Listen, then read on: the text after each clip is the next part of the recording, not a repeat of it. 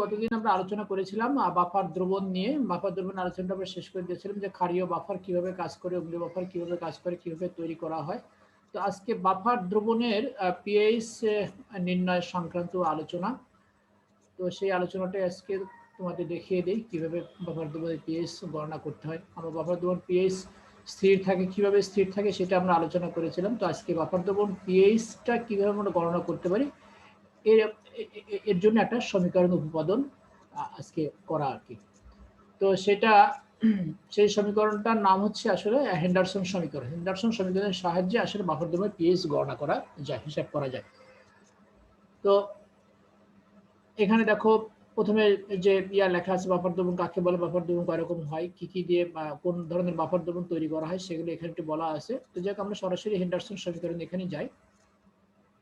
এখানে কি বলছে যে বাফার দ্রবণে সামান্য অম্ল ও ক্ষার যোগ করে পিএইচ পরিবর্তন হয় না, অর্থাৎ দ্রবণের পিএইচ স্থির থাকে মূলত দ্রবণের মৃদু অম্ল বা ক্ষারের সাম্য ধ্রুবক এবং তাদের ঘনমাত্রার উপর নির্ভর করে।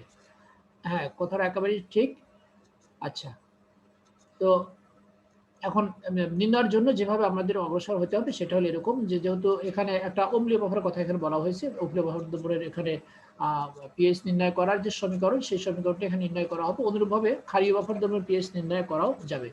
তো যাই হোক আমরা প্রথমে চেষ্টা করি যে অম্লীয় বাফার দ্রবণের পিএইচটা কিভাবে নির্ণয় করে। তো অম্লীয় বাফার দ্রবণ যেহেতু তৈরি করা হয় কি দিয়ে, তৈরি করা হচ্ছে একটা মৃদু অম্ল দিয়ে আর হচ্ছে সেই অম্লের একটা লবণ দিয়ে। তো এখানে ঠিক সেরকমই একটা উদাহরণ দেওয়া হয়েছে যে মৃদু অম্লটা হচ্ছে অ্যাসিটিক অ্যাসিড, যেটা আমরা বাফার দ্রবণ অম্লীয় বাফার দ্রবণ আলোচনার ক্ষেত্রে তোমাদের বলেছিলাম যে এটা একটা জৈব অ্যাসিড আর একটা দুর্বল অ্যাসিড, এবং এই অ্যাসিড হলো অবশ্যই সোডিয়াম অ্যাসিডেট বা সোডিয়াম ইথানয়েড।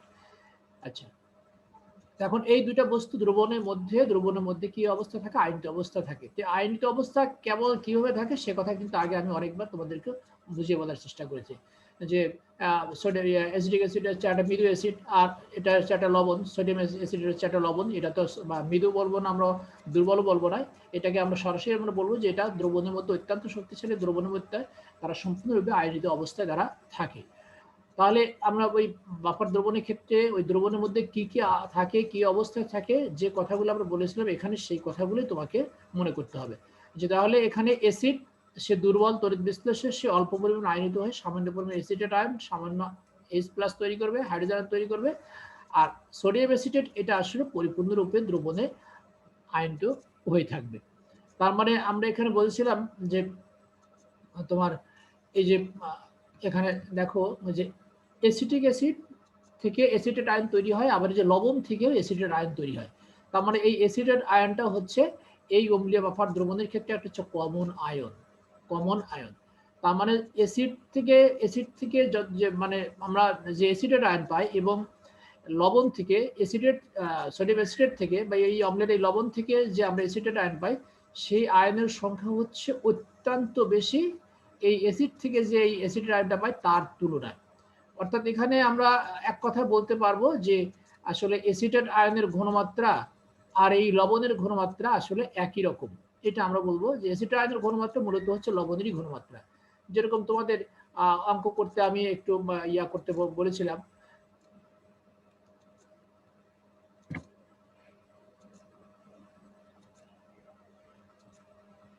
তোমাদের পিএইচ গণনার ক্ষেত্রে অঙ্ক করতে আমরা বলেছিলাম যে এখানে কি বলেছিলাম যে দেখো যে এখানে অম্লের ঘনমাত্রা মানেই হচ্ছে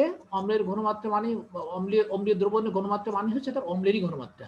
যেমন এত মোলার ঘনমাত্রা ও এত মোলার ঘনমাত্রা হাইড্রোক্লোরিক অ্যাসিড দ্রবণের পিএইচ, মানে একটা অ্যাসিড নেওয়া হয়েছে দুই রকম ঘনমাত্রা, একটা অ্যাসিড নেওয়া হয়েছে। তো এই অ্যাসিডের ঘনমাত্রা মানে হচ্ছে এই অ্যাসিড থেকে যে হাইড্রোজেন আয়ন পাওয়া যায় সেই আয়নেরই আসলে ঘনমাত্রা। সেইভাবে এখানে লেখা আছে 1 মোলার হাইড্রোক্লোরিক অ্যাসিড দ্রবণ মানে হচ্ছে এই হাইড্রোজেন এই অ্যাসিড থেকে যে হাইড্রোজেন আয়ন পাওয়া যায় এই তারই হচ্ছে ঘনমাত্রা এখানে বোঝানো হয়। যে 0.001 মোলার হাইড্রোক্লোরিক অ্যাসিড দ্রবণ মানে হচ্ছে কি এই অ্যাসিড থেকে যে আমরা হাইড্রোজেন আয়ন পাই আসলে তারই ঘনমাত্রা।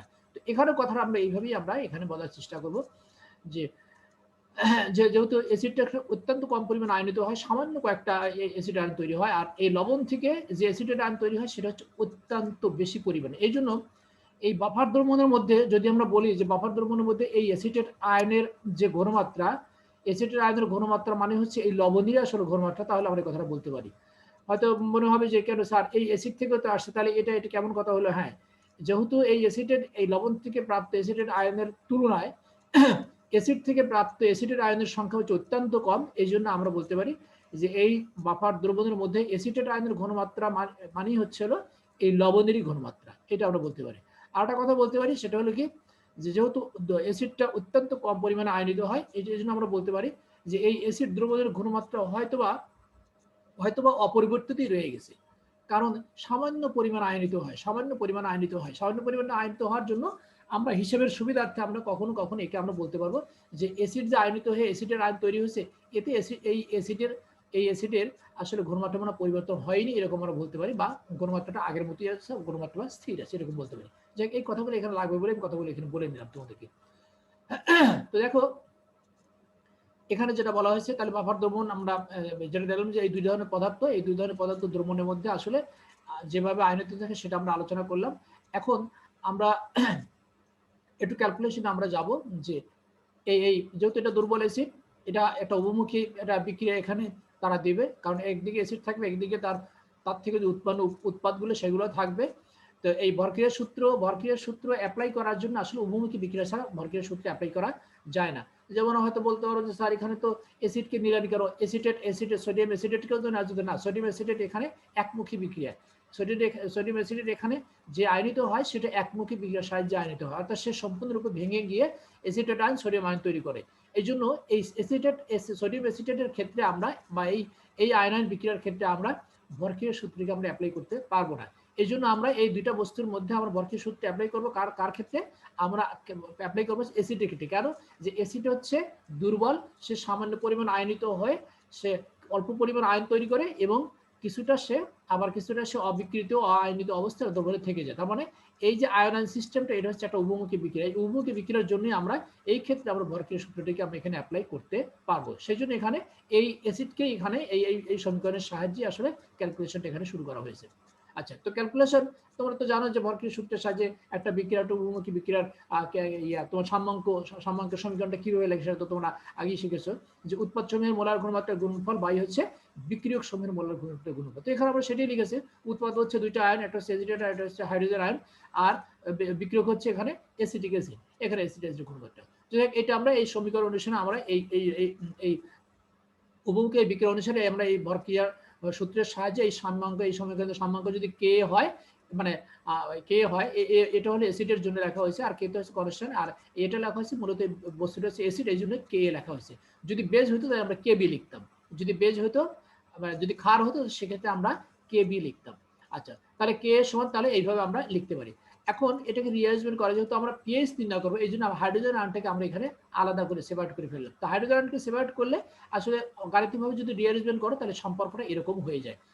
এখন এখানে যে কথাটা এখন তোমাকে বলতে হবে সেটা হলো যে এখানে এটা একটা কনস্ট্যান্ট, আবার অ্যাসিডটা হচ্ছে একটা দুর্বল অ্যাসিড, সে দ্রবণে খুবই সামান্য পরিমাণ আয়নিত হয়। আর এখানে অ্যাসিটেট আয়ন, তো অ্যাসিটেট আয়ন আমরা এখানে কিন্তু ক্যালকুলেশন করছি কিন্তু কি দিয়ে, এই অ্যাসিটিক অ্যাসিড এই বস্তুটার আয়নায়ন বিক্রিয়া দিয়ে কিন্তু এখানে ক্যালকুলেশন করছি। কিন্তু এই যেহেতু এটা বাফার দ্রবণ, এই দ্রবণের মধ্যে তো এটা তো আছে, তো সোডিয়াম অ্যাসিটেট তো আছে, এই কথাটা কিন্তু তোমাকে মনে রাখতে হবে। যেখানে শুধু আমরা হিসাব করতেছি আমরা অ্যাসিড নিয়ে, অ্যাসিডের আয়নায়ন বিক্রিয়াটা নিয়ে, তার মানে এখানে লবণটা নেই, বিষয়টা কিন্তু এরকম না। আমরা এই দ্রবণের ক্ষেত্রে পিএইচ নির্ণয় করছি, এই দ্রবণের মধ্যে তো অ্যাসিটিক অ্যাসিডও আছে, মানে অম্লও আছে, সে অম্ল লবণটাও আছে। তো এখন যে কথাটা এখানে তোমাকে বলতে হবে সেটা হলো যে এই যে অ্যাসিটেট আয়ন, এই অ্যাসিটেট আয়নের ঘনমাত্রাটা আসলে মানে আমরা ঠিক করব কিভাবে। তুমি হয়তো বলবে স্যার এই তো বিক্রিয়া তো আমরা দেখালাম তো অ্যাসিটিক অ্যাসিডের বিক্রিয়া, এখানে আবার অন্য কথা কিভাবে আসবো? আমরা সরাসরি এটাই বলে দেবো যে হ্যাঁ অ্যাসিটেট আয়নের ঘনমাত্রা এখান থেকে যেভাবে পেয়েছে সেটাই হবে। না, আসলে এখানে কথাটা আসলে ওইরকম না। ওরকম না মানে এই জন্যই যে যেহেতু আমরা একটা দ্রবণের কথা বলছি, দ্রবণ মানে এখানে দুইটা বস্তু আছে, একটা হলো অ্যাসিড, একটা হচ্ছে তার হলো লবণ, এবং দুইটাই আয়নিত অবস্থায় আছে। শুধুমাত্র আমরা একটা বিক্রিয়াকে চুজ করেছি এই জন্য, যেটা একটা উভমুখী বিক্রিয়া হওয়ার কারণে এটা দিয়ে আমরা ক্যালকুলেশনটা করতে পারবো বরকের সূত্রের সাহায্যে। কিন্তু এই লবণটা আয়নিত হয়ে যে আয়ন তৈরি করলো সেই বিক্রিয়াতে আমরা বিক্রিয়ার ক্ষেত্রে আমরা ভরক্রিয়ার সূত্রে অ্যাপ্লাই করে আমরা ক্যালকুলেশন করতে পারবো না, কারণ ওটা হচ্ছে একটা একমুখী বিক্রিয়া। লবণ যেহেতু সম্পূর্ণরূপে আয়নিত হয়ে যায়, তেমন হচ্ছে একমুখী বিক্রিয়া। আর অ্যাসিডটা দুর্বল, কিছুটা আয়নিত হয় কিছুটা থেকে যায়, আয়নিত অবস্থা থেকে যায়, এই জন্য এটা উভমুখী বিক্রিয়া। এই বিক্রিয়ার ক্ষেত্রে আমরা এই ক্যালকুলেশনটা আমরা করতে পারছি বরকের সূত্রের সাহায্যে। এখন এসিটেট আয়ন আমি কিন্তু তোমাদের একটু আগেই কিন্তু আমরা বললাম অম্লীয় বাফার দ্রবণের ওইখানে গিয়ে কিন্তু বললাম যে এসিটেট আয়নটা আসলে মূলত এই আয়নটা কিন্তু আসলে মূলত আসে বেশি পরিমাণে আসে করতে বেশি পরিমাণে আসে কিন্তু আসলে এই লবণ থেকে। এবং একটু আগে কিন্তু শুরুতেই কিন্তু আমি বলেছি যে মূলত আমরা যদি এসিটেট আয়নের ঘনমাত্রার কথা যদি বলি, তাহলে আমরা কার ঘনমাত্রার কথা বলবো? আমরা কি লবণের ঘনমাত্রার কথা বলবো নাকি এসিডের কথা ঘনমাত্রার কথা বলবো? না, এখানে আমরা লবণের ঘনমাত্রার কথাটাই আমরা বলবো। কেন? একটু আগে সেই ব্যাখ্যাটা কিন্তু আমরা দিলাম যে এসিড থেকে যে এসিটেট আয়ন পাওয়া যায় তার সংখ্যা অত্যন্ত কম, আর লবণ থেকে যে এসিটেট আয়ন যে পাওয়া যায় তার সংখ্যা হচ্ছে অত্যন্ত বেশি।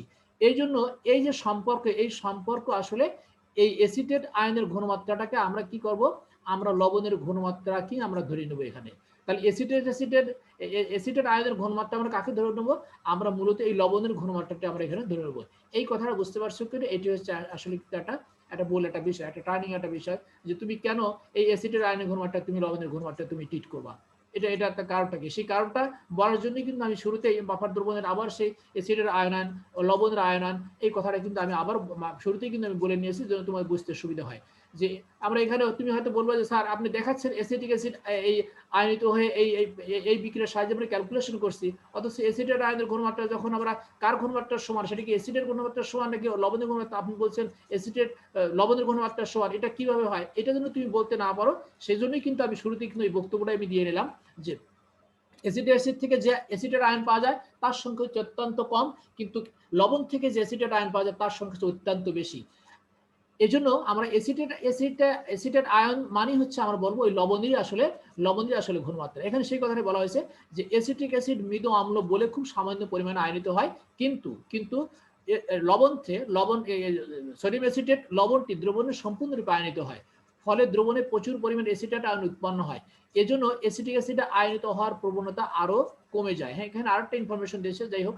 আচ্ছা, তাই সাম্যাবস্থা অবিয়োজিত অ্যাসিটিক অ্যাসিডের ঘনমাত্রাকে এর প্রাথমিক ঘনমাত্রার সমান ধরা হয়, যেটা আমি শুরুতেই তোমাদের কথা বলে দিয়েছি যে অ্যাসিটিক অ্যাসিড আসলে দুর্বল হওয়ার কারণে সে এত কম পরিমাণ আয়নিত হয় যে তার ঘনমাত্রা আসলে পরিবর্তন হয়, এরকমটা আমরা ধরে নিতেই পারি। আচ্ছা, তবে সাম্যাবস্থায় অ্যাসিটিক অ্যাসিডের আয়নের ঘনমাত্রাকে আসলে লবণের ঘনমাত্রা অর্থাৎ এতের ঘনমাত্রার সমান ধরা হয়। কেন ধরা হয় সেই কথাটা কিন্তু ওইভাবে আমি আগে তোমাদের বলে দিয়েছি। আবার এর আগে আমি তোমাদের একদিন বলেছিলাম যে একটা বস্তু সম্পূর্ণ আয়নিত হচ্ছে, একটা আয়ন তৈরি করছে, আর একটা বস্তু সে খুব অল্প পরিমাণ আয়নিত হয়, সেও আবার ওই একই আয়নি তৈরি করে। তাহলে আমরা কি বলতে পারবো? আমরা বলতে পারবো যে বস্তুটা কম পরিমাণ আয়নিত হয় আর যে বস্তুটা বেশি পরিমাণ আয়নিত হয়, এই দুইজন একসাথে থাকলে যার কম আয়নিত হওয়ার প্রবণতা আছে তার আয়নায়ন প্রবণতাটা আরো কমে যায়। কেন?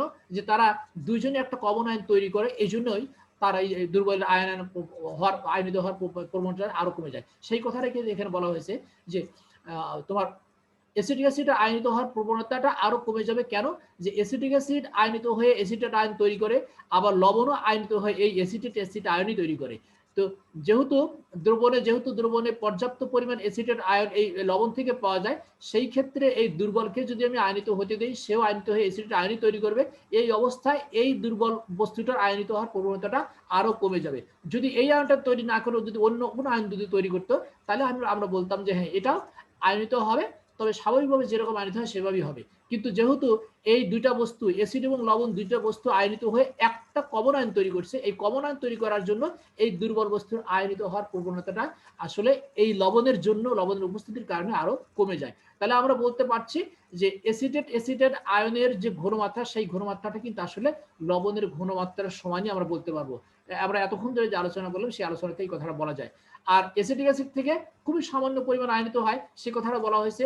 এবং এই লবণের উপস্থিতিতে থাকার কারণে তার আয়নায়ন পরিস্থিতিটা আরো কমে যায়, আরো কমে যাওয়ার কারণে তার মনে হয় ঘনমাত্রা চেঞ্জ হয় না, এই কথাটাও আমরা বলতে পারি। সেই কথাটা এখানে আসলে বলা হয়েছে। তাই সাম্যাবস্থা অবিয়োজিত অ্যাসিটিক অ্যাসিডের ঘনমাত্রাকে এর প্রাথমিক ঘনমাত্রার সমান ধরা হয়। আচ্ছা, তাই যদি হয় তাহলে আমরা এই যে সম্পর্কের মধ্যে এখানে যেটা আছে, কেতো একটা কনস্ট্যান্ট, সম্পর্ক কনস্ট্যান্ট, অ্যাসিডের সম্পর্ক কনস্ট্যান্ট, আর অ্যাসিড এটা ঘনমাত্রাটা আমরা চেঞ্জ করতে পারলাম, এটা ঘনমাত্রা আমরা প্রাথমিক ঘনমাত্রার মধ্যে আমরা ধরে নেব, তার মানে এটা হচ্ছে একটা কনস্ট্যান্ট। আর পরে নিচে যে আছে অ্যাসিডের আয়ন, এই অ্যাসিডের আয়নটাকে আমরা বলেছি লবণের ঘনমাত্রা। তাহলে উপরে অ্যাসিডের ঘনমাত্রা এটা আগের ঘনমাত্রায়, এটা কনস্ট্যান্ট, আর এটা হচ্ছে এই অ্যাসিডের আয়নের ঘনমাত্রা, এটা হচ্ছে লবণের ঘনমাত্রা। তো সেই কথাটাই নিচে এখানে এইভাবে লেখা হয়েছে যে আসলে Ka সমান হচ্ছে তাহলে কি উপরে যেরকম ছিল অ্যাসিডের ঘনমাত্রা আর নিচে হলো কি লবণের ঘনমাত্রা। তো এই দুইটা জিনিস অ্যাসিডের ঘনমাত্রা এবং লবণের ঘনমাত্রা ঠিক করা বা বুঝে নেওয়া, এটাই হচ্ছে হলো এই সম্পর্ক হচ্ছে মূল একটা অংশ, মানে খুব গুরুত্বপূর্ণ একটা ইম্পর্টেন্ট একটা অংশ। এই অংশটা যারা বুঝতে যাদের সমস্যা হবে না তাদের জন্য আর এই সমীকরণ না বোঝার কোনো কারণ আমি দেখি না। এখন যদি তোমাদের সমস্যা থাকে তাহলে হয়তো তোমাদের এখানেই সমস্যা হতে পারে যে কেন আমরা এখানে লবণ লিখলাম, অ্যাসিডের আয়নের ক্ষেত্রে এই জায়গাটাতে আমরা কেন লবণ লিখলাম, আর অ্যাসিডের এখানে যেহেতু অ্যাসিড আছে সেক্ষেত্রে হয়তো আমরা হয়তো অ্যাসিডে লিখলাম, কিন্তু এখানে আমরা কেন লবণ লিখলাম এইটা তোমাদের ক্লিয়ার হয়েছে কিনা তোমরা আমাকে একটু বলো। হ্যালো হ্যালো তোমাদের জি স্যার, কেন লবণ হয়েছে বুঝতে পারিনি। বুঝতে পারোনি? আচ্ছা, তাহলে এখন তোমাদের একটু যে আগে কিন্তু আমি এরকম বলছিলাম যে ধরো একটা বাস্তবিক একটা উদাহরণ তোমাদের আমরা দিয়েছিলাম যে ধরো একটা লোক টাকা পয়সা কম খরচ করে অভ্যস্ত, আর একজন লোক অনেক বেশি টাকা পয়সা খরচ করে অভ্যস্ত। তো একজন লোক টাকা পয়সা খরচ করে কম অভ্যস্ত, সে যদি কোনো একটা জায়গায় একা একা যায়, সে তার যতটুকু সাধ্য সে ততটুকু করবে, যেহেতু কমই করবে কারণ তার বৈশিষ্ট্য ওই রকম।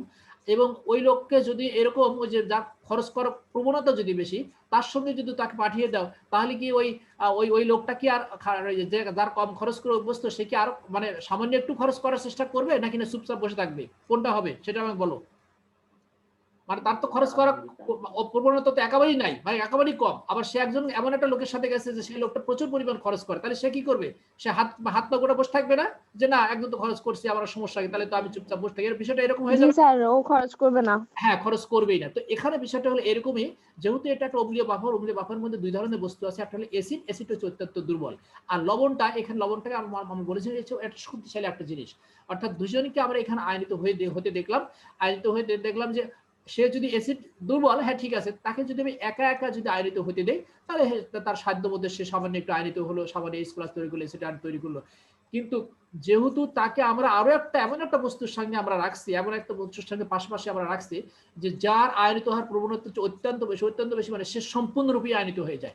এখন তাহলে এই লবণটা আয়নিত হয়ে যে আয়নটা তৈরি করে, অ্যাসিডটা আয়নিত হয়ে সেই একই আয়নই একটা তৈরি করে, মানে দুজনই এই যে এখানে আমি আবার বাফার দুবার এখানে চলে যাচ্ছি, দুজনই একটা কমন আয়ন। দেখো যে অ্যাসিডের আয়ন, এই লবণ থেকে অ্যাসিডের আয়ন, মানে দুইটা আয়ন হচ্ছে কমন। এই কমন হওয়ার কারণেই এই অ্যাসিটিক অ্যাসিড তার স্বাভাবিক যে আয়নিত হওয়ার যে প্রবণতা ছিল সে দুর্বল হওয়া সত্ত্বেও এই প্রবণতাটা তার নাই হয়ে যায়, মানে আরো কমে যায়। কেন? যে এই যে লবণটা আয়নিতে প্রচুর পরিমাণ যে দ্রবণে যে এইটা তৈরি করছে, সেও তো এইটাই তৈরি করবে, এই জন্য তার মধ্যে আগ্রহ থাকে না যে না আমি আয়নিত হয়ে যা তৈরি করব সেই আয়নটা তো অন্য একজন তৈরি করে দিচ্ছে, তাহলে আবার কি দরকার আমি আয়নিত হবে, এই জন্য তার আয়নিত হওয়ার প্রবণতা আরো কমে যায়। এই জন্য আমরা ওখানে নিচে বললাম যে আসলে অ্যাসিডের ঘনমাত্রাটাকে আমরা তো প্রাথমিক ঘনমাত্রা হিসেবে ধরে নিতে পারি। এটা হলো অ্যাসিডের ঘনমাত্রা, প্রাথমিক ঘনমাত্রা ধরে নেওয়ার বক্তব্য। আর এই যে লবণ থেকে আমরা যে অ্যাসিটেট পেলাম, এই অ্যাসিটেট আয়নটা তো মূলত আমরা কার ক্ষেত্রে আমরা বলতেছি, মূলত আমরা বলতেছি যে না এটা তো আসলে লবণ থেকেই এসেছে, অ্যাসিটিক অ্যাসিড থেকে যেটুকু এসেছে সেটা সামান্য কয়েকটা। এই জন্য আমরা তখন আমরা সিদ্ধান্ত দেবো কি না ভাই এই অ্যাসিটেট যে আয়নটা যে আমরা পাচ্ছি এটা আসলে মূলত লবণ থেকেই পাচ্ছি, আর লবণের মধ্যে যেহেতু আর একটাও নেই, সব যে ফ্রি করে দিয়েছে, তার মানে অ্যাসিটেট আয়নের ঘনমাত্রা মানে কি এই লবণেরই আসলে ঘনমাত্রা। এখন বিষয়টা ক্লিয়ার হলো কিনা? হ্যালো, জি স্যার, বুঝেছি। এখন ক্লিয়ার হচ্ছে তো? আচ্ছা, তো তাহলে আমরা ওইখানে আমরা ওই সম্পর্কতে আমরা তাহলে এই অ্যাসিডের ঘনমাত্রা আর এই যে অ্যাসিডের আয়নের ঘনমাত্রাকে তা আমরা এইভাবে ঠিক করে দিতে পারি যে অ্যাসিডে ঠিকই আছে, কিন্তু অ্যাসিডের আয়নের ঘনমাত্রা এটা আসলে আমরা লবণের ঘনমাত্রা হিসেবে আমরা ট্রিট করতে পারি। আচ্ছা, এখন আমরা আর কোনো আমাদের বাড়তি কোনো কাজ নেই, এখন শুধু আমরা উভয় পাশে আমরা শুধু লগ নেব, উভয় পাশে আমরা ঋণাত্মক লগ নেব, লগ দিয়ে আমরা গাণিতিকভাবে শুধু ক্যালকুলেশন করবো, যেহেতু এটা একটা ভগ্নাংশ, মানে সেই ভগ্নাংশকে লগ দিয়ে যেভাবে লেখে সেই নিয়মের অনুসারে আমরা লিখবো। তাহলে লগ অফ হাইড্রোজেন আয়ন সমান হচ্ছে মাইনাস লগ, যেহেতু এটা একটা ভগ্নাংশ তাহলে ইন্টু আছে সম্মাঙ্কর সাথে এই ভগ্নাংশটা ইন্টু আকারে আছে, এই জন্য আমরা এটাকে যোগ করে দেবো। যেহেতু এখানে মাইনাস আছে, এখানে যোগটা হলো না, মাইনাসে প্লাসে মাইনাসই হয়ে গেল, লগ অ্যাসিড বাই কি হয়ে গেল লবণ। এখন পরের লাইনে এখানে প্লাস হয়ে গেছে, কেন দেখো লবণটা দেখুন উপরে চলে গেছে, অ্যাসিডটা নিচে আসছে, এই নিচে উপরে আসার কারণেই এই মাইনাসটা হয়ে গেছে হলো প্লাস। তাহলে আর এটা তো আমরা জানি আগে থেকে পিএইচ নির্ণয়ের ক্ষেত্রে আমরা জানি যে minus log of hydrogen ion মানে হচ্ছে পিএইচ। তো অনুরূপ ভাবে log of minus log of K a মানে হচ্ছে পিকে। হাইড্রোজেন আয়নের ঋণাত্মক লগ যদি পিএইচ হয় তাহলে কে এর ঋণাত্মক লগটা তাহলে পিকেই হবে। আর এখানে যা আছে তাই, এখানে এই সম্পর্ক লবণটা উপরে যাওয়ার কারণে অ্যাসিডটা নিচে আসার কারণে যে প্লাস মাইনাসটা ছিল সেই মাইনাসটা প্লাস হয়ে গেছে। তো এটাই হচ্ছে এই বিজ্ঞানী হেন্ডারসন সমীকরণ, এই সমীকরণটা উৎপাদন করেছেন বলে তার নাম অনুসারে এই সমীকরণটাকে বলা হয়েছে হেন্ডারসন সমীকরণ, যে সমীকরণটা দিয়ে আমরা বাফার দ্রবণের আসলে পিএইচ আমরা নির্ণয় করে থাকি। তো এখন যেহেতু আমরা এটা বাফার দ্রবণ থেকে আমরা এই সমীকরণটা তৈরি করলাম, এই জন্য আমরা এই সমীকরণটা ইউজ করে আমরা বাফার দ্রবণ পিএইচ আমরা নির্ণয় অনায়াসে করতে পারবো। তো এখানে যদি এই পিএইচ, এই বাফার দ্রবণ পিএইচ নির্ণয় করার সংক্রান্ত বিভিন্ন ধরনের তোমার সমস্যা আছে, তার মধ্যে দু একটা সমস্যা যেগুলো তোমাদের কাছে একটু সহজ লাগবে, এরকম দু একটা সমস্যা আমি তোমাদের দেখাচ্ছি। দেখো এখানে বলছে যে সম আয়নের মানে কি, অ্যাসিড এবং তার যে লবণ, অ্যাসিড এবং তার লবণ হচ্ছে সোডিয়াম অ্যাসিটেট, দুজনের আয়নের তোমার আয়নের ঘনমাত্রাটি হচ্ছে একই রকম, যে লবণের ঘনমাত্রা যেরকম, অ্যাসিডের ঘনমাত্রা যেরকম, লবণের ঘনমাত্রা ঠিক সেরকম, সেটা হচ্ছে 1 মোলার।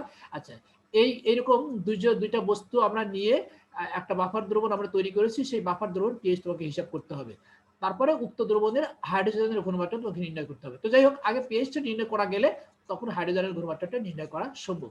তো আমরা তো জানি যে হেন্ডারসন সমীকরণটা কি, আমরা জানি সমীকরণটা হচ্ছে পিএইচ মানে হচ্ছে পিকে প্লাস হচ্ছে লবণের ঘনমাত্রা বাই হচ্ছে অ্যাসিডের ঘনমাত্রা, এটা হচ্ছে আমাদের সমীকরণ। তো সাধারণত এই ধরনের প্রবলেমের ক্ষেত্রে তোমার অর্থাৎ সাম্যাঙ্ক কনস্ট্যান্টের মানটা, অ্যাসিডের সাম্যাঙ্ক কনস্ট্যান্ট, বাফার দ্রবণের মধ্যে যে অ্যাসিড থাকে সেই অ্যাসিডের সাম্যাঙ্ক কনস্ট্যান্ট মানটা সাধারণত দিয়ে দেওয়া থাকে। এটা হচ্ছে নিয়ম, মানে তো প্রবলেমে হচ্ছে তৈরি করেছে নিয়ম, যে দিয়ে দেওয়া থাকবে, আর যদি দিয়ে দেওয়া না থাকে সেক্ষেত্রে এই প্রবলেমগুলো আসলে ওইভাবে মানে সলভ করা সমস্যা হয়ে যায়। আর যদি দিয়ে দেওয়া না থাকে তাহলে অন্য কোনো ইনফরমেশন হয়তো দিয়ে দিবে, তার থেকে আমরা কে এটা নির্ণয় করে নিতে পারবো। তো যাই হোক, এই দেখো এখানে পাশে কে এটা দিয়ে দেওয়া আছে, অর্থাৎ এখানে যে অ্যাসিডের সাম্যাঙ্ক কনস্ট্যান্টের মান এখানে দিয়ে দেওয়া আছে। তাহলে আমরা সরাসরি চলে যাব কি, যে আমরা জানি কি তোমার পিএইচ সমান কি, আমরা জানি পিএইচ সমান হচ্ছে পিকে যখন লবণ বাই অম্ল। এখানে কি হচ্ছে প্রশ্ন মতে, এখানে কি দেওয়া আছে, এখানে কে এর মানটা দিয়ে দেওয়া আছে, এখানে লবণের ঘনমাত্রা সেটা হচ্ছে 0.1 মোলার, আবার অ্যাসিডের ঘনমাত্রা সেটা হচ্ছে 0.1 মোলার। তাহলে এখানে লবণের ঘনমাত্রা দেওয়া আছে, অম্লের ঘনমাত্রা দেওয়া আছে এবং কে এর মানটা দেওয়া আছে। কে এর মানটা আমরা এখানে ঠিক ওই গাণিতিক ভাবে তোমরা লগের সাহায্যে যেভাবে গাণিতিক সমস্যাগুলো সমাধান করে ঠিক সেইভাবে আমরা মানগুলো বসিয়ে লগ টেবিল থেকে আমরা এই মানগুলো বের করে নিতে পারবো। তাহলে এখানে জাস্ট একটু আলাদা করে তারা বেরটা করে দিয়েছে যে পিকেটা তুমি কিভাবে নির্ণয় করবা। তো পিকে তো আমরা তো আগেই তো আমরা করলাম যে হাইড্রোজেন আর ঋণাত্মক লগারিদমটা যদি পিএইচ হয় তাহলে অবশ্যই কে ঋণাত্মক লগারিদমটা হবে হচ্ছে পিকে। তাহলে সে পিকে সমান হচ্ছে মাইনাস লগ অফ কে, পিকে সমান হচ্ছে মাইনাস লগ অফ কে। এখানে আলাদাভাবে পিকে এর মানটা তারা আগে বের করে নিয়েছে। তো যাই হোক, এখানে কে এর মানটা তুমি এখানে বসিয়ে দিলে পারে, সেই যোগ বিয়োগ করলে এখানে মানটা চলে আসছে 5। তো এই 5টা এখন তো আমরা সমীকরণে বসিয়ে দেবো, যে সুতরাং এই যে পিএইচ সমান এই পিকে এর মানটা এখানে বসিয়ে দিয়েছে 5 প্লাস হচ্ছে লগ আর দুজনের ঘনমাত্রা এখানে বসিয়ে দিয়ে ক্যালকুলেশন করে আমরা এখানে ঠিক পেয়ে গেছি 5। আর এন্টিলগ মানে এখন পিএইচ যদি জানা থাকে তো সেই ক্ষেত্রে ওই দ্রবণের পিএইচটা মানে তোমার হাইড্রোজেনের ঘনমাত্রা নির্ণয় করা যায়। সেটা কিভাবে, সেটা আমরা এন্টিলগ নিয়ে খুব সহজেই এই পিএইচ থেকে একটা দ্রবণের পিএইচ জানা থাকলে সেই দ্রবণে আমরা হাইড্রোজেনের ঘনমাত্রাটা জাস্ট এন্টিলগের সাহায্যে সেটা নির্ণয় করে দেওয়া যাবে। তাহলে এই যে এখানে সুতরাং অতএব হাইড্রোজেন মানে কি হচ্ছে, হাইড্রোজেন হচ্ছে এখানে কিন্তু আসলে ক্যালকুলেশনটা আসলে ওইভাবে হয় নাই, এখানে এন্টিলগ নিতে হবে, এন্টিলগ নিলেই সেই তোমার মানটা চলে আসবে। তাহলে হাইড্রোজেনের ঘনমাত্রাটাই নির্ণয় করে এখানে খুবই সহজ। বানাইছে হ্যালো মজা অনেক। হ্যালো জি স্যার, সরি না আমি বলছি তোমরা, আমি যে আলোচনা করছি এটা মানে তোমাদের ক্লিয়ার হয়েছে কিনা? জি স্যার, ক্লিয়ার হয়েছে। আর বাকি কার কথা তো শুনি না, তুমি তো একাই বলছো। হ্যালো, আর সবাইকে বলছি হ্যালো, তোমরা রেসপন্স করো যে তোমাদের আসলে আলোচনাটা আসলে ক্লিয়ার হয়েছে কিনা, না হলে যেখানে হয় সেখানে আমাকে বলো, তুমি আলোচনা করে দেবো, যেহেতু টাইমের বেশি নাই, আমার তো আর কয়েক মিনিট সময় আছে। আচ্ছা, তাহলে আরেকটা অঙ্ক আমি দেখাচ্ছি তোমাদের, এই ধরনেরই আরেকটা অঙ্ক, যে এখানে টেম্পারেচার কথা বলছে, এখানে যেহেতু আমাদের টেম্পারেচার নিয়ে কোনো কথা নেই, টেম্পারেচার এখানে প্রশ্নের মধ্যে যদি থাকেও এটা নিয়ে আমাদের চিন্তা করার কোনো দরকার নেই। আচ্ছা, তাহলে অ্যাসিডিক অ্যাসিডে দেখো এখানে পিকের মানটা দিয়ে দিছে, এখানে সরাসরি পিকের মানটাই দিয়ে দিছে। ওখানে যেরকম ছিল কে এর মান সেখান থেকে আমাদের পিকেটা আগে বের করে নিতে হলো, কিন্তু এখানে সরাসরি পিকের মানটাই দিয়ে দিছে এখানে, তাহলে আমার ওই ঝামেলা আমাদের করতে হবে না। আচ্ছা, পিকের সমান এত দিয়ে দিছে এবং এত পিএইচ, এর বাফার দ্রবণ তুমি কিভাবে প্রস্তুত করবে। এখানে তোমাকে বাফার দ্রবণ প্রস্তুত করার কথা বলছে, যে তুমি এখানে বাফার দ্রবণটা আসলে কিভাবে প্রস্তুত করবে সেটা তোমাকে দেখাতে হবে। তাহলে এখানে পিএইচ এর মানটাও দিয়ে দিয়েছে এবং পিক এর মানটাও দিয়ে দিয়েছে। এখন আমাকে বাফার দ্রবণটা তৈরি করতে হবে। তাহলে বাফার দ্রবণটা তৈরি করবো মানে কতটুকু আমি অ্যাসিড নেবো, কতটুকু আমি ক্ষার নেবো, বা কি ঘনমাত্রার ক্ষার বা কি ঘনমাত্রার অ্যাসিড আমি নেবো, সেটা আমাকে এখানে ঠিক করে দিতে হবে। ঠিক করে আমাকে বলতে হবে যে হ্যাঁ আসলে এই অ্যাসিড দিতে হয় এরকম এতটুকু, আর ক্ষার তোমার লবণ আমার দিব হচ্ছে এতটুকু। তাহলে এই অনুপাতে নিয়ে যদি আমি মিশ্রিত করি তাহলে আবার এই একটা বাফার দ্রবণ আবার তৈরি হয়ে যাবে। তাহলে এখানে পিকেটা আমরা তো সমীকরণটা আমরা জানি যে তোমার হেন্ডারসন সমীকরণ, যেটা বাফার দ্রবণের পিএইচ নির্ণয় করার জন্য, যে পিএইচ সমান হচ্ছে পিকে প্লাস লগ অফ লবণ বাই লবণের ঘনমাত্রা বাই অম্লের ঘনমাত্রা। তাহলে এখানে লবণের ঘনমাত্রা বাই অম্লের ঘনমাত্রা এই জিনিসটা যেহেতু আমাদের নির্ণয় করতে হবে, আর বাকি যেটা পিএইচ এর মানটা দেওয়া আছে এবং পিকের মানটা দেওয়া আছে সেগুলো তো আমরা এই প্রশ্নের মধ্যে আমরা পেয়ে গেছি। এই জন্য এইটাকে আমরা বাম পাশে নিয়ে এসে আমরা পিএইচ মানে পিকে এই মানটা বসে কত হলো 0.24। সুতরাং দেখো এখানে এনটি লগ নিয়েছে, এনটি আসলে এনটি লগ এভাবে নিতে হয়। তো যেটা আমি একটু আগেই বলছিলাম যে পিএইচ যদি থাকে সেখান থেকে আমরা হাইড্রোজেনের ঘনমাত্রা এইভাবে আমরা এনটি লগ আমরা নিতে পারি। তাহলে এনটি লগ নিলে ক্যালকুলেশন করলে আসলে সম্পর্কটা এরকম হয় যে 1.738 বাই হচ্ছে 1.0। তার মানে উপরে ছিল লবণ, উপরে রেশিওটা হচ্ছে কি লবণ, আর নিচে উপরের অংশটা হচ্ছে লবণ আর নিচের অংশটা হচ্ছে অম্ল। তার মানে লবণ আমাকে নিতে হবে হচ্ছে কি এই পরিমাণ 1.538 আর হচ্ছে 1.0 হচ্ছে তোমার অম্ল। তাহলে এটা যেহেতু আমরা পরিমাণটা আমরা মোল হিসেবে আমরা নেই, সেই জন্য আমরা এটাকে আমরা কি মোল হিসেবে আমরা ইয়া করব। আর এটা হচ্ছে একটা অনুপাত, যেহেতু এখানে লবণ বাই লবণের ঘনমাত্রা, লবণের ঘনমাত্রা বাই অম্লের ঘনমাত্রা, তার মানে এখানে এই অনুপাত বা এই ঘনমাত্রা এইভাবে আমরা জিনিসটা নেব। তো সুতরাং অর্থাৎ এখানে এমন পরিমাণ অ্যাসিটিক অ্যাসিড নিতে হবে যেন তাদের মোলের অনুপাত কত হয়, মোলের অনুপাত যেন এরকম হয়। তো যেমন এত মোল সোডিয়াম অ্যাসিটেট ও এত মোল অ্যাসিটিক অ্যাসিড 1 লিটার দ্রবণে দ্রবীভূত করলে তাহলে উক্ত দ্রবণ আসলে উপরোক্ত আসলে বাফার দ্রবণ তৈরি হয়ে যাবে। তো এই ছিল দ্বিতীয় একটা প্রবলেম। আর একটা প্রবলেম এরকমই একটা প্রবলেম, সেটাও দেখো যে একটা বাফার দ্রবণে, এটা একটা অম্লীয় বাফার, যেহেতু এখানে অ্যাসিডের কথা বলছে, লবণের কথা বলছে, তাহলে এখানে কি বলছে অম্ল এবং ক্ষারের কি আসলে ঘনমাত্রা তারা দিয়ে দিয়েছে। এখানে একটু আলাদা করে, এখানে ঘনমাত্রাটা আলাদা করে তারা দিয়েছে যে অ্যাসিডের ঘনমাত্রা হচ্ছে 0.1 মোল পার লিটার, আর সেই অ্যাসিডের সেই লবণের ঘনমাত্রা হচ্ছে 0.15 মোল পার লিটার। এখন বলছে ওই দ্রবণে তাহলে পিএইচ তুমি নির্ণয় করো। আমরা তো বলছিলাম যে এই ধরনের প্রবলেমে সাধারণত তোমার কে এর মানটা অর্থাৎ অ্যাসিডের যে সামাঙ্ক, এই কে এর মানটা সাধারণত দেওয়া থাকে। তো এখানে দেখো এই যে অ্যাসিডের কে এর মানটা এখানে দিয়ে দেওয়া আছে। তাহলে আমরা এখানে সমীকরণটা আমরা লিখবো, সমীকরণটা লিখে যে ইনফরমেশন গুলো দেওয়া আছে সেটা আমরা লিখবো যে অম্লের ঘনমাত্রা এটা 1 মোলার, 0.1 মোলার, লবণের ঘনমাত্রা 0.5 মোলার, আর কে এর মানটা দেওয়া আছে। কে এর মানটা দেওয়া থাকলে তাহলে এখানে আমরা পিকেটা বের করে নিতে পারবো। ঠিক প্রথম অঙ্কের মধ্যে আমরা যেভাবে পিকের মানটা আমরা বের করে নিয়েছিলাম সেইভাবে আমরা পিকের মানটা আমরা বের করে নেব। এখানে ওইভাবে আলাদা করে দেখানো হয়নি, কিন্তু প্রথম অঙ্কে কিন্তু আলাদাভাবে দেখানো হয়েছে যে পিকের মানটা কিভাবে বের করে। তো যাই হোক, পিকের মানটা আমরা বের করে নিয়ে আর অম্ল এবং লবণের ঘনমাত্রা দেওয়া আছে সেই মানগুলো আমরা এখানে বসিয়ে দেবো। তাহলে এখানে দেখো একবারই তারা করেছে যে ওই প্রথম অঙ্কে যেভাবে আলাদা করে বের করছে আলাদা বের করার দরকার নাই, যে পিকে সমান হচ্ছে মাইনাস লগ অফ কে, আর কে এর মানটা এখানে বসিয়ে দিয়েছে। আর এখানে ঘনমাত্রা লবণের জন্য হচ্ছে 0.15 এবং অম্লের জন্য হচ্ছে 0.1। তা এইগুলোকে আমরা যদি ক্যালকুলেশন করি সর্বশেষ আমাদের পিএইচটা দাঁড়াবে কত, পিএইচটা দাঁড়াবে হচ্ছে 4.93। যেহেতু এটা অম্লীয় বাফার এই জন্য তার পিএইচটা আসলে 6 এর নিচে হবে, এটি আমরা বলতে পারি। তার এই ছিল বাফার দ্রবণের পিএইচ নির্ণয়ের সমীকরণ এবং সেই সমীকরণের উপর ভিত্তি করে কয়েকটা গাণিতিক প্রবলেম। এখন তোমরা আমাকে বলো যে এই বাফার দ্রবণের যে পিএইচ নির্ণয়ের ক্ষেত্রে যে সমীকরণটা উৎপাদন করলাম এখানে কোনো সমস্যা আছে কিনা, বা দুই একটা যে অঙ্ক প্রবলেম তোমাদের দেখালাম এই প্রবলেমের মধ্যে কোনো সমস্যা আছে না আমাকে বলো। আছে আর কয়েক মিনিট, আজকে আর নতুন আলোচনা আর করবো না এখন। আর আমরা নেক্সটে কিন্তু আমরা আলোচনা করবো হচ্ছে তাপ রসায়ন নিয়ে, যেহেতু তোমাদের পরীক্ষার সামনে। যদিও এই আলোচনাগুলো এর আগে একবার করেছি, তারপরে এগুলো অর্থাৎ রিপিট আমরা করবো, যেহেতু অনেকদিন আগে করেছিলাম এই জন্য রিপিট করে তোমাদের একটু সুবিধা হবে। তো তাপ রসায়নটা আমরা আগামী ক্লাস থেকে আমরা শুরু করবো। ওখানে আলোচনা খুব বেশি করবো না, যেগুলো খুব গুরুত্বপূর্ণ সেগুলো আমরা দেখাবো। আর আজকে যে আলোচনা করলাম যে তোমার পিএইচ নির্ণয়ের ক্ষেত্রে যে বাফার দ্রবণে ওই প্রবলেমগুলো কিন্তু প্রায় কিন্তু তোমার পরীক্ষাতে কিন্তু থাকে।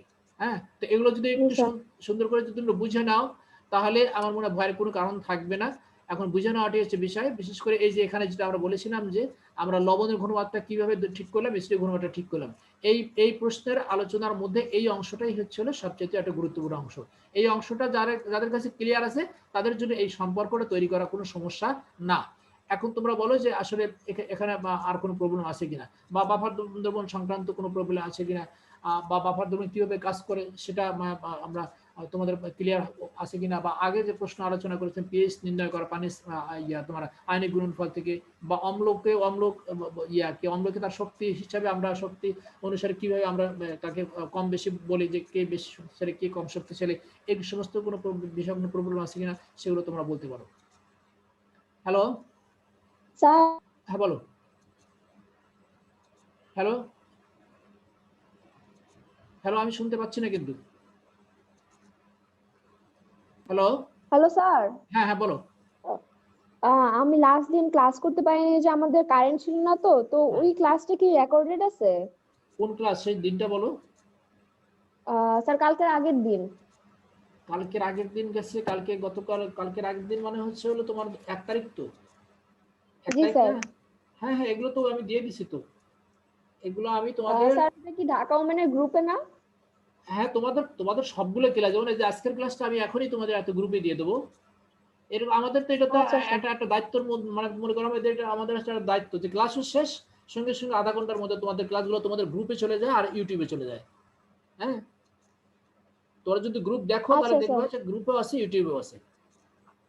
জি স্যার, আমি ওই যে করতে পারিনি, তো আমি পাচ্ছিলাম না, এই জন্য আর কি আপনাকে আচ্ছা তুমি জিজ্ঞাসা তোমাদের করলাম। তোমাদের এই যে গ্রুপে ঢুকবা, এই গ্রুপে ঢুকে তুমি চেক আচ্ছা করবা, স্যার। দেখবে ওখানে নাম টাম সব লেখা আছে, যদি অবশ্য ছবি দেওয়া নেই আমার মানে ইয়াতে তোমার যে এত ইয়াতে কি জন্য ওটাকে বলে থাম্বনেইলে কভার পেজে আমার ছবি দেওয়া নেই, এই জন্য হয়তো তোমাদের একটু বুঝতে সমস্যা হতে পারে। তো যে ওই থাম্বনেইল তো তোমরা কভার পেজটা তোমরা পড়লেই বুঝতে পারবো ওখানে আমার নাম লেখা আছে। হ্যাঁ আচ্ছা তো স্যার, ঠিক আছে। তো আর কোনো আলোচনা আজকে? না স্যার।